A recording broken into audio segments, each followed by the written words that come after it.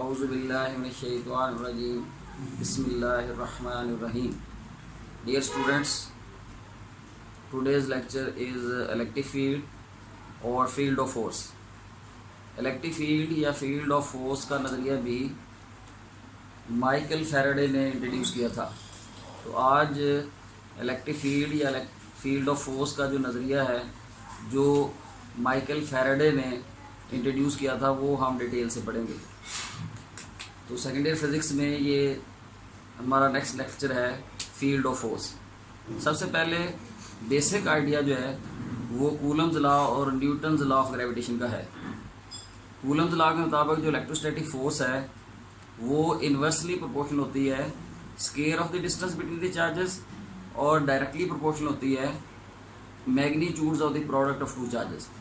और जो gravitation force है by Newton's law of gravitation वो इन्वर्सली रिलेटेड होती है square of the distance between two masses और डायरेक्टली प्रोपोर्शनल होती है product of the magnitudes of the two masses. इन दोनों लॉज को इस्तेमाल करते हुए हम किसी भी जगह पे इलेक्ट्रिक फोर्स और ग्रेविटेशन फोर्स की मिकदार भी और सिमत भी मालूम कर सकते हैं, क्योंकि दोनों फोर्सेस जो हैं वो स्केयर ऑफ डिस्टेंस के इन्वर्सली प्रोपोर्शनल होती हैं। तो इसकी वजह से किसी भी पॉइंट पे इलेक्ट्रिक फोर्स की मिकदार और डायरेक्शन और by Newton's law of gravitation gravitation force की मिकदार और सिमत जो है मालूम की जा सकती है। लेकिन इन दोनों लॉज की दो खामियां हैं कि ये दो बातें एक्सप्लेन नहीं कर सके।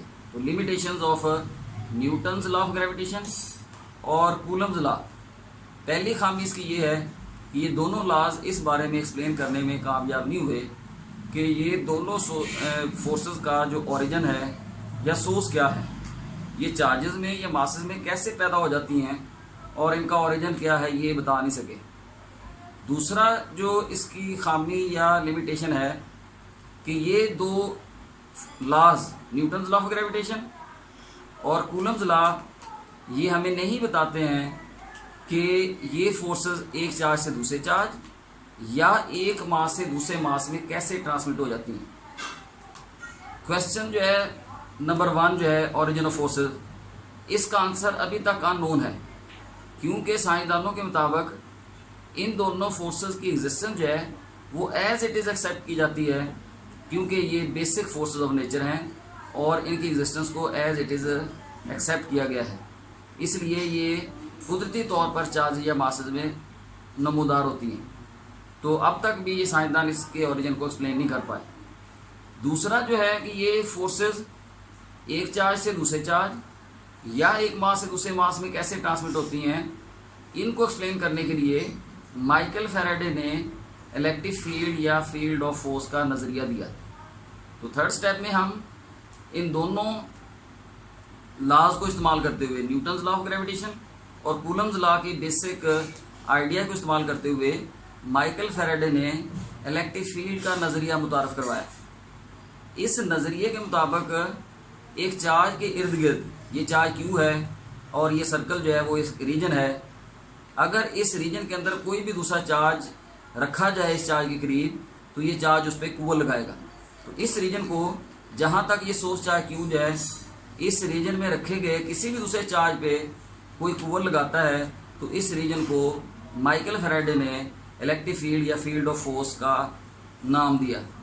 फील्ड ऑफ फोर्स या इलेक्ट्रिक इसको क्यों कहते हैं, क्योंकि ये किसी भी दूसरे चार्ज पे इस रीजन के अंदर फोर्स लगाने की अहलियत रखता है। अगर हम ये चार्ज कोई भी लें और इस सर्कल वाले रीजन से बाहर रखें तो ये चार्ज इस पर कोई कुव्वत नहीं लगा सकेगा। जो ही हम चार्ज कोई भी इस सोर्स चार्ज के इस रीजन के अंदर आप ले आएंगे वो उस पर कोई ना कोई कुव्वत लगाता है, चाहे वो फोर्स ऑफ अट्रैक्शन हो या फोर्स ऑफ रिपल्शन हो। तो इसलिए इस रीजन को फील्ड ऑफ फोर्स या इलेक्ट्रिक फील्ड का नाम दिया गया। ये फील्ड जो है जो चार्ज पैदा करता है उसको सोर्स चार्ज का नाम दिया जाता है और जो चार्ज इलेक्ट्रिक फील्ड की स्ट्रेंथ को चेक करने के लिए इस्तेमाल किया जाता है उसको हम टेस्ट चार्ज कहते हैं। ये जो सोर्स चार्ज है क्यू, इसके इर्द गिर्द इलेक्ट्रिक फील्ड तो परसिस्ट करता है, हर वक्त मौजूद होता है लेकिन इसकी एग्जिस्टेंस का अंदाज़ा नहीं लगाया जा सकता जब इसके रीजन के अंदर कोई दूसरा चार्ज जब तक ना लाया जाए। जब तक हम कोई चार्ज नहीं लाएंगे, अगरचे ये चार्ज कोई भी फोर्स लगाने की अहलियत रखता है, लेकिन जब तक कोई चार्ज इसके करीब नहीं लाया जाएगा उसकी फोर्स की मिकदार की नुमाइश नहीं हो सकेगी। इसलिए अगर हम चाहते हैं कि इस चार्ज के इलेक्ट्रिक फील्ड की स्ट्रेंथ को या फोर्स को मेजर किया जा सके, तो हम एक और चार्ज इस चार्ज के इलेक्ट्रिक फील्ड के अंदर लाना पड़ेगा, जिससे इसकी फोर्स का या इसके रीजन का अंदाज़ा होगा। ये जो चार्ज है जो हम इलेक्ट्रिक फील्ड की स्ट्रेंथ को चेक करने के लिए इसके करीब लाते हैं, इसको टेस्ट चार्ज कहते हैं। और वो चार्ज जो इलेक्ट्रिक फील्ड पैदा कर रहा है, जिसका हमने ये रीजन मार्क किया हुआ है, उसको सोर्स चार्ज का नाम दिया जाता है। ये टेस्ट चार्ज जो हमेशा पॉजिटिव होता है, और सोर्स चार्ज पॉजिटिव भी हो सकता है और नेगेटिव भी हो सकता है। लेकिन ये टेस्ट चार्ज जो है वो सोर्स चार्ज से छोटा होना चाहिए, इसकी मिकदार कम होनी चाहिए। अगर इसकी मिकदार सोर्स चार्ज से ज़्यादा हुई तो ये अपना इलेक्ट्रिक फील्ड पैदा कर देगा, तो इसके सोर्स चार्ज के इलेक्ट्रिक फील्ड को मालूम करना मुमकिन नहीं होगा, क्योंकि इसने अपनी कुव्वत लगाना शुरू कर देनी है और सोर्स चार्ज के इलेक्ट्रिक फील्ड की कुव्वत को मेजर नहीं किया जा सके। जब एक टेस्ट चार्ज सोर्स चार्ज के इलेक्ट्रिक फील्ड के अंदर रखा जाता है तो इसकी इंटरेक्शन 2 स्टेप्स में मुकम्मल होती है। पहले इंटरेक्शन में सोर्स चार्ज इलेक्ट्रिक फील्ड पैदा कर रहा है और इलेक्ट्रिक फोर्स लगाने की अहलियत रखता है।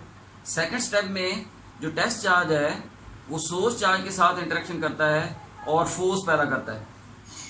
तो इस तरह एक चार्ज जो इलेक्ट्रिक फील्ड की मौजूदगी को चेक करने के लिए इस्तेमाल किया जाए, उसको टेस्ट चार्ज का नाम दिया जाता है। It should be always less than the source charge, otherwise it produces its own electric field and the strength of the electric field of the source charge cannot be determined.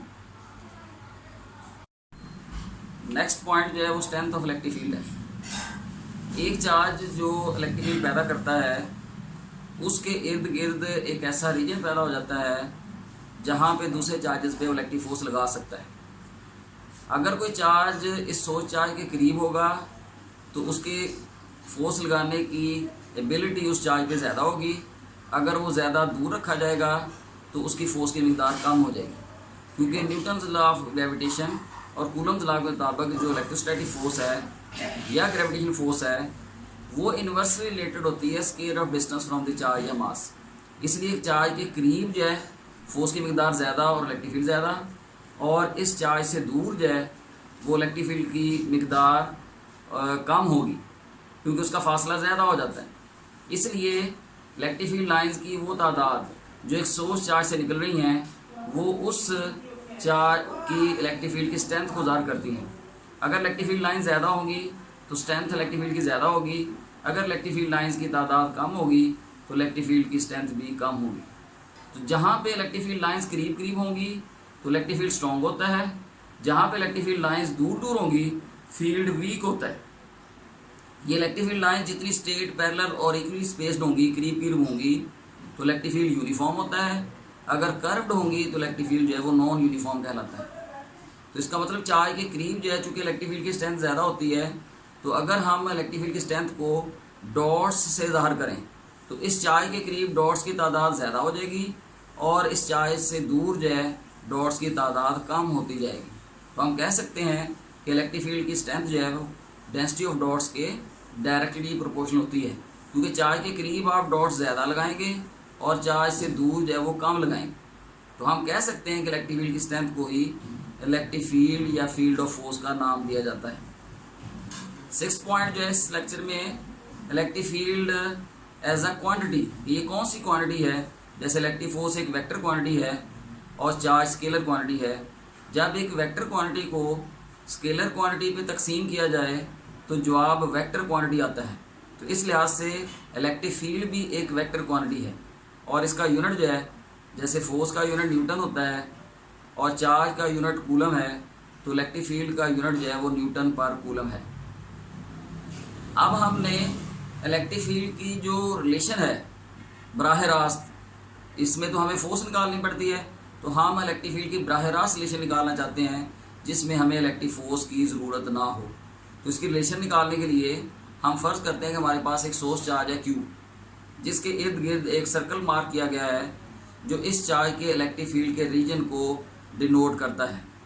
अगर इस electric field के reason के अंदर हम एक और charge, जिसको हम टेस्ट चार्ज का नाम देते हैं, कुछ फासले r पे रख दिया जाए, तो ये कूलम्स लॉ के मुताबिक इस पे इलेक्ट्रोस्टैटिक फोर्स लगाएगा। चाहे वो इलेक्ट्रोस्टैटिक फोर्स अट्रैक्शन की हो या इलेक्ट्रोस्टैटिक फोर्स रिपल्शन की हो, तो वो फोर्स इन दोनों चार्जेस के दरमियान बाय कूलम्स लॉ जो है वो आ जाएगी mathematically F is equal to 1/4πε0 Q0/r² आ जाएगी। क्योंकि हम जानते हैं कि इलेक्ट्रिक फील्ड असल में क्या है, वो कुव्वत है जो एक यूनिट पॉजिटिव चार्ज उस रीजन में किसी दूसरे चार्ज पे लगाता है। तो force experience on a unit positive charge is known as electric field. तो इलेक्ट्रिक फील्ड निकालने के लिए जो इन दोनों चार्जेस के दरमियान फोर्स थी, उसको हम तकसीम कर देंगे टेस्ट चार्ज की मिकदार पे। तो फोर्स चूँकि कूलम्स लॉ के मुताबिक 1/4πε0 है, Q1 Q2/r² है, उसको हम डिवाइड कर देंगे Q0 पे। Q0 से कैंसिल हो जाएगा, तो इलेक्ट्रिक फील्ड आ जाएगा 1/4πε0 Q/r²। तो यहाँ से इलेक्ट्रिक फील्ड जो है हमें ये रिलेशन बता रही है कि ये दो बल्कि तीन चीज़ों पर डिपेंड करता है। इलेक्ट्रिक फील्ड जो है, पहला फैक्टर है मीडियम जिस के अंदर ये चार्ज रखा गया है, ε0 जो है वो फ्री स्पेस को ज़ाहिर करता है, और Q चार्ज की मिकदार है, और R फासला है जिस फासले पे इलेक्ट्रिक फील्ड की स्ट्रेंथ निकाली जा रही है। तो इसका मतलब इलेक्ट्रिक फील्ड जो है जो सोर्स चार्ज पैदा करता है वो तीन फैक्टर्स पे डिपेंड करता है। Number 1 medium in which the charge is placed, second amount of charge, and third the distance from the charge at which the electric field strength is evaluated. तो अगर चूँकि वेक्टर क्वांटिटी है electric field, तो अगर हमने इसको vector form में show करना हो तो इलेक्ट्रिक फील्ड वेक्टर जो है वो मुसावी है 1/4πε0 Q/r² into R unit vector आ जाएगी। नेक्स्ट पॉइंट जो है वो स्ट्रेंथ ऑफ इलेक्ट्रिक फील्ड है। एक चार्ज जो इलेक्ट्रिक फील्ड पैदा करता है, उसके इर्द गिर्द एक ऐसा रीजन पैदा हो जाता है जहाँ पे दूसरे चार्जेस पे इलेक्ट्रिक फोर्स लगा सकता है। अगर कोई चार्ज इस सोर्स चार्ज के करीब होगा तो उसके फोर्स लगाने की एबिलिटी उस चार्ज पे ज़्यादा होगी।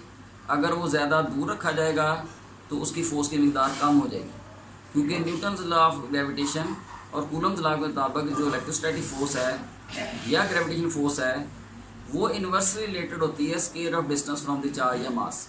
इसलिए चार्ज के करीब जो है फोर्स की मिकदार ज़्यादा और इलेक्ट्रिक फील्ड ज़्यादा, और इस चार्ज से दूर जो है वो इलेक्ट्रिक फील्ड की मिकदार कम होगी, क्योंकि उसका फासला ज़्यादा हो जाता है। इसलिए इलेक्ट्रिक फील्ड लाइंस की वो तादाद जो एक सोर्स चार्ज से निकल रही हैं वो उस चार्ज की इलेक्ट्रिक फील्ड की स्ट्रेंथ को ज़ाहिर करती हैं। अगर इलेक्ट्रिक फील्ड लाइन ज़्यादा होगी तो स्ट्रेंथ इलेक्ट्रिक फील्ड की ज़्यादा होगी, अगर इलेक्ट्रिक फील्ड लाइंस की तादाद कम होगी तो इलेक्ट्रिक फील्ड की स्ट्रेंथ भी कम होगी। तो जहाँ पे इलेक्ट्रिक फील्ड लाइंस करीब करीब होंगी तो इलेक्ट्रिक फील्ड स्ट्रॉन्ग होता है, जहाँ पे इलेक्ट्रिक फील्ड लाइंस दूर दूर होंगी फील्ड वीक होता है। ये इलेक्ट्रिक फील्ड लाइंस जितनी स्ट्रेट, पैरेलल और इक्वली स्पेस्ड होंगी, करीब करीब होंगी, तो इलेक्ट्रिक फील्ड यूनिफॉर्म होता है। अगर कर्व्ड होंगी तो इलेक्ट्रिक फील्ड जो है वो नॉन यूनिफॉर्म कहलाता है। तो इसका मतलब चार्ज के करीब जो है चूँकि इलेक्ट्रिक फील्ड की स्ट्रेंथ ज़्यादा होती है, तो अगर हम इलेक्ट्रिक फील्ड की स्ट्रेंथ को डॉट्स से ज़ाहिर करें तो इस चार्ज के करीब डॉट्स की तादाद ज़्यादा हो जाएगी और इस चार्ज से दूर जो है डॉट्स की तादाद कम होती जाएगी। तो हम कह सकते हैं कि इलेक्ट्रिक फील्ड की स्ट्रेंथ जो है वो डेंसिटी ऑफ डॉट्स के डायरेक्टली प्रोपोर्शनल होती है, क्योंकि चार्ज के करीब आप डॉट्स ज़्यादा लगाएंगे और चार्ज से दूर जो है वो कम लगाएंगे। तो हम कह सकते हैं कि इलेक्ट्रिक फील्ड की स्ट्रेंथ को ही इलेक्ट्रिक फील्ड या फील्ड ऑफ फोर्स का नाम दिया जाता है। 6 पॉइंट जो है इस लेक्चर में electric field as a quantity, ये कौन सी क्वांटिटी है। जैसे इलेक्ट्रिक फोर्स एक वेक्टर क्वांटिटी है और चार्ज स्केलर क्वांटिटी है। जब एक वेक्टर क्वांटिटी को स्केलर क्वांटिटी पे तकसीम किया जाए तो जवाब वेक्टर क्वांटिटी आता है। तो इस लिहाज से इलेक्ट्रिक फील्ड भी एक वेक्टर क्वांटिटी है और इसका यूनिट जो है, जैसे फोर्स का यूनिट न्यूटन होता है और चार्ज का यूनिट कूलम है, तो इलेक्ट्रिक फील्ड का यूनिट जो है वो न्यूटन पर कूलम है। अब हमने इलेक्ट्रिक फील्ड की जो रिलेशन है बराह रास्त, इसमें तो हमें फोर्स निकालनी पड़ती है, तो हम इलेक्ट्रिक फील्ड की बराह रास्त रिलेशन निकालना चाहते हैं जिसमें हमें इलेक्ट्रिक फोर्स की ज़रूरत ना हो। तो इसकी रिलेशन निकालने के लिए हम फर्ज करते हैं कि हमारे पास एक सोर्स चार्ज है Q, जिसके इर्द गिर्द एक सर्कल मार्क किया गया है जो इस चार्ज के इलेक्ट्रिक फील्ड के रीजन को डिनोट करता है। अगर इस इलेक्ट्रिक फील्ड के रीजन के अंदर हम एक और चार्ज, जिसको हम टेस्ट चार्ज का नाम देते हैं, कुछ फासले r पे रख दिया जाए, तो ये कूलम्स लॉ के मुताबिक इस पे इलेक्ट्रोस्टैटिक फोर्स लगाएगा।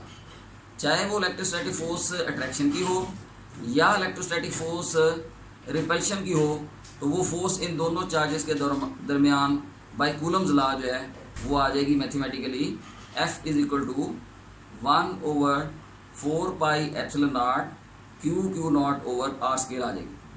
क्योंकि हम जानते हैं कि इलेक्ट्रिक फील्ड असल में क्या है, वो कुव्वत है जो एक यूनिट पॉजिटिव चार्ज उस रीजन में किसी दूसरे चार्ज पे लगाता है। तो force experienced on a unit positive charge is known as electric field. तो इलेक्ट्रिक फील्ड निकालने के लिए जो इन दोनों चार्जेस के दरमियान फोर्स थी, उसको हम तकसीम कर देंगे टेस्ट चार्ज की मिकदार पे।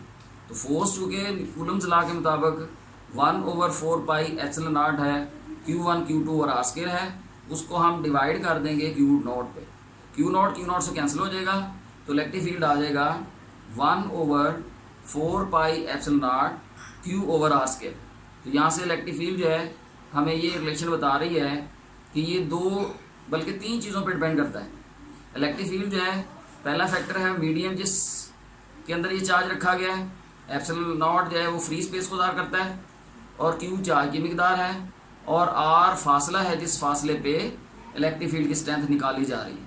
तो इसका मतलब इलेक्ट्रिक फील्ड जो है जो सोर्स चार्ज पैदा करता है वो तीन फैक्टर्स पे डिपेंड करता है। Number 1 medium in which the charge is placed, second amount of charge, and third the distance from the charge at which the electric field strength is evaluated. तो अगर चूँकि वेक्टर क्वांटिटी है electric field, तो अगर हमने इसको vector form में show करना हो तो इलेक्ट्रिक फील्ड वेक्टर जो है वो मुसावी है 1/4 pi epsilon naught Q over R square into R unit vector आ जाएगी।